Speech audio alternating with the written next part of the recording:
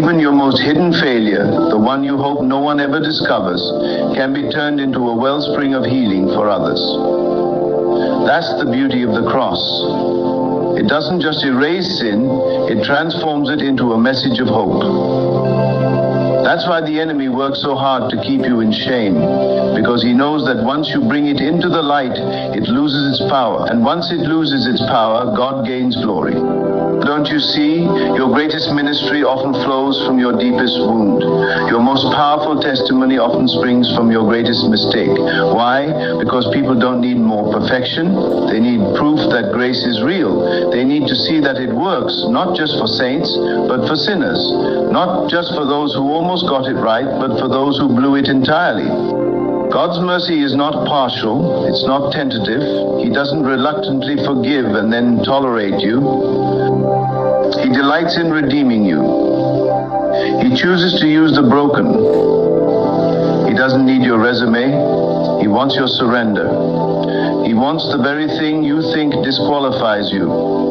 Because when he uses that, there can be no doubt it's him. Not you, not your wisdom, not your strength, but him. That's how the glory is preserved. So what do you do with your past? You bring it to the altar. You don't polish it up.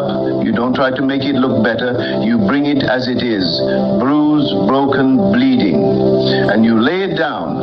And the fire of God consumes it, not in judgment, but in love. And from those ashes, something new rises, something sacred. That's when you stop living to hide your past and start living to reveal His grace.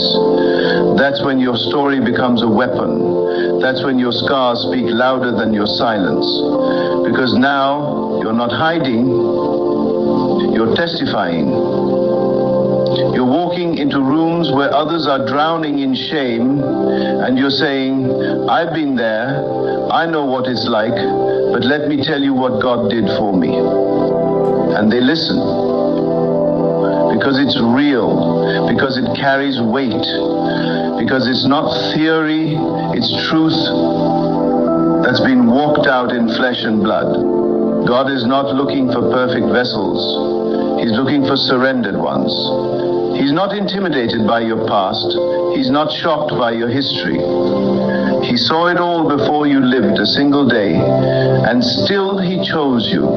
Still He called you. Still He wrote your name into His plan. Do you think He didn't know? Do you think your failure surprised Him? No. It was already accounted for, already covered, already woven into the story. And not only that, He intends to use it to glorify Himself, to bring freedom to others, to reveal the power of His mercy. You are not the sum of your mistakes. You are not the label others gave you. You are not